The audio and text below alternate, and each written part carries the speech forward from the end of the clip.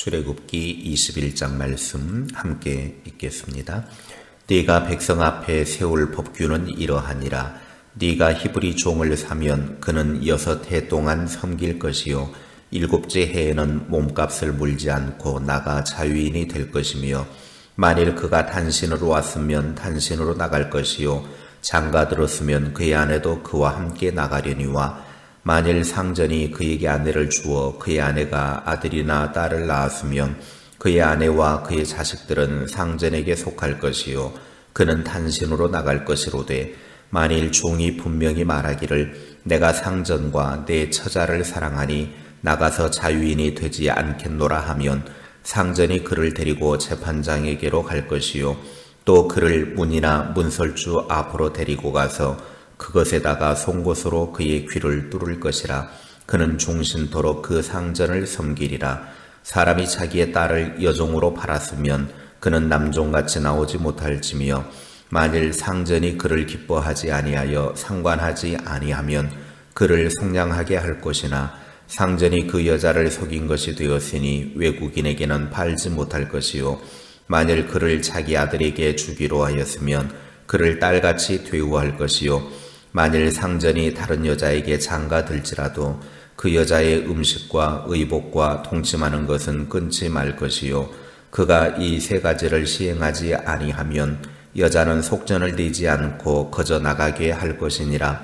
사람을 쳐 죽인 자는 반드시 죽일 것이나 만일 사람이 고의적으로 한 것이 아니라 나 하나님이 사람을 그의 손에 넘긴 것이면 내가 그를 위하여 한 곳을 정하리니 그 사람이 그리로 도망할 것이며 사람이 그의 이웃을 고의로 죽였으면 너는 그를 내 제단에서라도 잡아내려 죽일지니라. 자기 아버지나 어머니를 치는 자는 반드시 죽일지니라. 사람을 납치한 자가 그 사람을 팔았든지 자기 소화에 두었든지 그를 반드시 죽일지니라.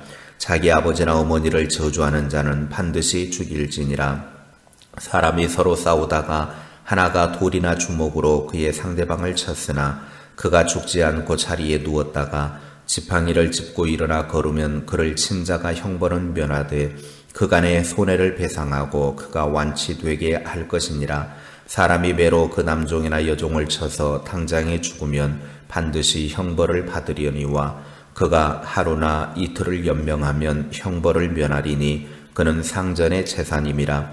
사람이 서로 싸우다가 임신한 여인을 쳐서 낙태하게 하였으나 다른 해가 없으면 그 남편의 청구대로 반드시 벌금을 내되 재판장의 판결을 따라 낼 것이니라.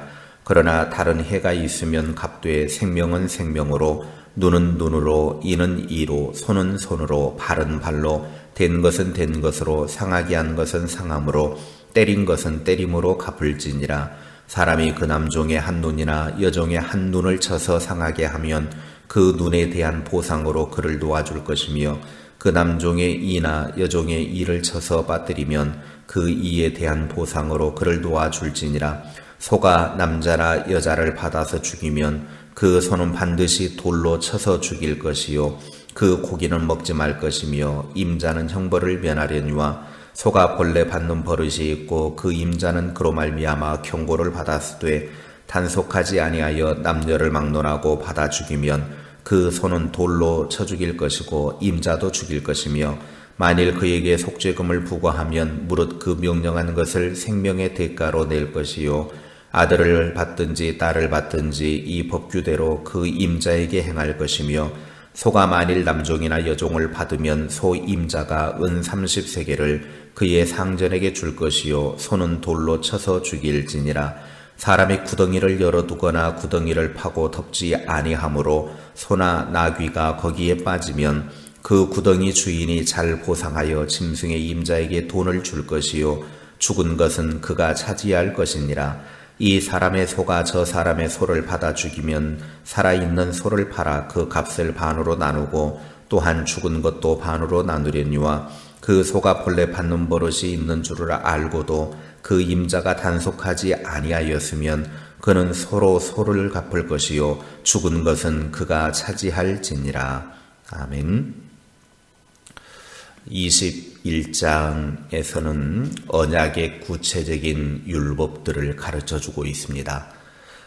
1절부터 11절의 종에 관한 법, 12절부터 27절의 폭행에 관한 법, 그리고 28절부터 36절에는 개인적 상해 및 손실에 관한 법을 다루고 있습니다. 첫째, 종에 관한 법입니다. 히브리인은 동족 히브리인을 종으로 사면 6년 동안 주인에게 고용된 노동자처럼 대우를 받았고 7년째 되는 해에는 자유를 얻도록 2절에 그렇게 법을 규정을 하고 있습니다. 이러한 법은 고대 어느 법전에도 없는 특별한 법이었습니다. 해방이 되는 방법은 3절에 종이 결혼하지 않았으면 그 종은 혼자 해방이 되었고, 만약 종이 되기 전에 이미 결혼을 했으면 그때는 아내도 함께 종이 되었다가 남편이 해방될 때 같이 해방이 되었습니다. 그러나 종이 된 후 주인이 결혼을 시켜주었으면 7년째 되던 해에 해방되어도 아내와 자녀는 해방하지 못하고 혼자만 단신으로 나가게 했습니다. 그러나 혼자 나가야 할 때 종이 상전과 처자를 사랑해서 나는 나가지 않겠습니다 라고 할 때 재판장에게 데리고 가서 공증을 하고 그를 문이나 문설주로 데리고 가서 그곳에 대고 송곳으로 귀를 뚫었습니다. 고대의 귀를 뚫는 관습은 완전한 예속과 순종을 나타내는 의식이었습니다. 그렇게 귀를 뚫으면 그 종은 영영이 그 상전을 섬기는 종이 되었습니다. 귀를 뚫고 종이 되는 사람은 자유의 종입니다. 본인이 결정해서 자원하여 종이 된 것입니다. 우리 그리스도인은 죄에서 자유를 얻은 종입니다. 우리는 죄와 사망에서 구원하신 주님의 자유의 종입니다. 그래서 성도는 늘 고백해야 될 것이 주님은 나의 주인이십니다 여야 합니다. 주님이라고 하는 것이 나의 주인이십니다 그 뜻이죠. 히브리인들이 주인이 고맙고 좋아서 귀를 뚫고 자유를 포기하며 주인의 영원한 종이 되었지만 그 순간 주인도 그 종을 아들처럼 대했습니다. 종은 주인으로 모시고 주인은 아들로 대하는 관계가 되는 것이죠. 인간 관계가 파괴되는 이유가 서로 종 노릇하지 않고 서로 주인 노릇만 하며 잡아먹으려고 하기 때문입니다. 예수님은 우리의 주인이시지만 우리의 종이 되어 주셨습니다. 우리도 섬기는 종이 되어야 합니다. 사람들에게 섬기는 종이 되어 종 노릇할 때 그 사람이 하나님께 옳다 인정함을 받습니다. 둘째는 폭행에 관한 법입니다. 12절부터 27절까지 폭행과 관련되어진 여러 율법이 기록되어져 있습니다. 사람을 쳐 죽인 자는 12절에 사형에 처하고 만약에 과실이나 정당방위로 살인했으면 하나님이 정한 도피처로 도망하여서 복수권의 남용으로 인한 억울한 죽음을 줄이게 했습니다. 그러나 살해 의도를 가지고 이웃을 죽인 사람은 이유 여하를 막론하고 사형에 처하라고 13절과 14절에 말씀하고 있습니다. 그리고 16절에는 사람을 납치한 자에 대해서도 사형에 처하고 17절에 부모를 폭행하거나 저주하는 자도 사형에 처하라고 했습니다. 폭행에 관한 법은 쌍방의 권리를 보호하는 것이 중요합니다. 그 근본은 인간의 존엄성과 생명을 중시하는 것이 핵심입니다. 하나님은 이러한 법을 통해서 하나님의 자비와 공의를 드러냅니다. 잘못에 대한 형벌을 내리는 것은 사회를 유지하고 정의를 세우기 위해 꼭 필요한 것이고 동시에 질서를 세우면서도 억울한 자를 보호하려는 자비의 법이 포함됩니다. 율법에서 드러난 정의와 자비가 하나님의 성품이라는 것을 이해해야 합니다. 하나님은 질서를 세우시되 사랑이 풍성하시고 정의를 지키시되 자비를 베푸시는 분이라는 것을 율법을 통해서 보여주고 있는 것입니다. 셋째, 타인에게 피해를 입혔을 때입니다.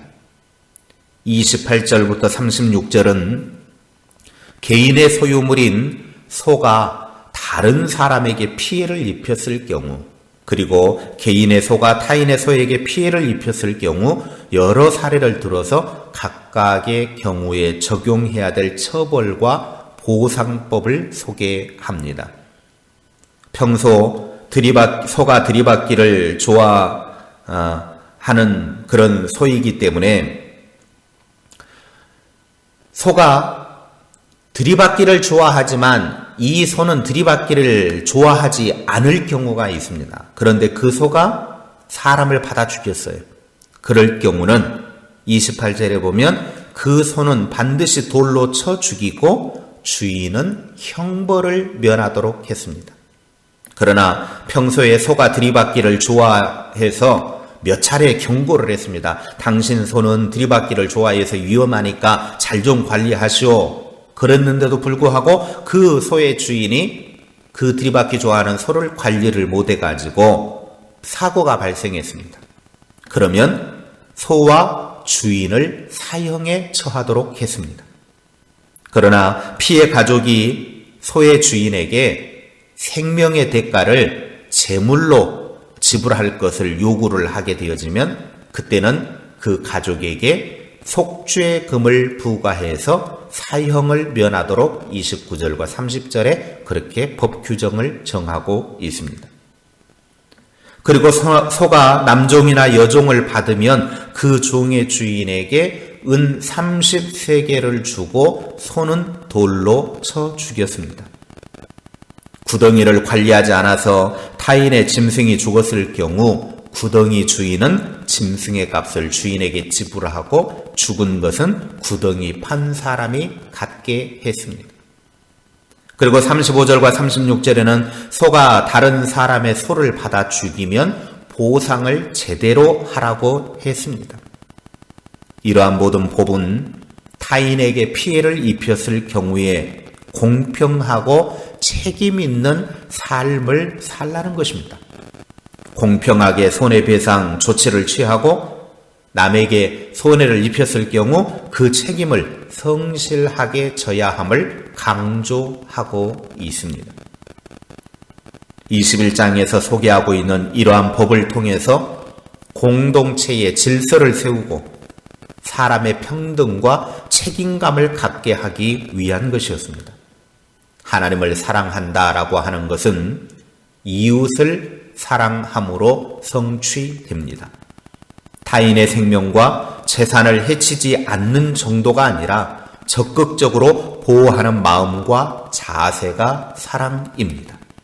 성도는 자신뿐만 아니라 이웃의 안전과 행복을 지키기 위해 관심과 노력을 아끼지 않으므로 하나님의 사랑의 법을 이루어야 한다라고 하는 것을 가르쳐주고 있는 것입니다.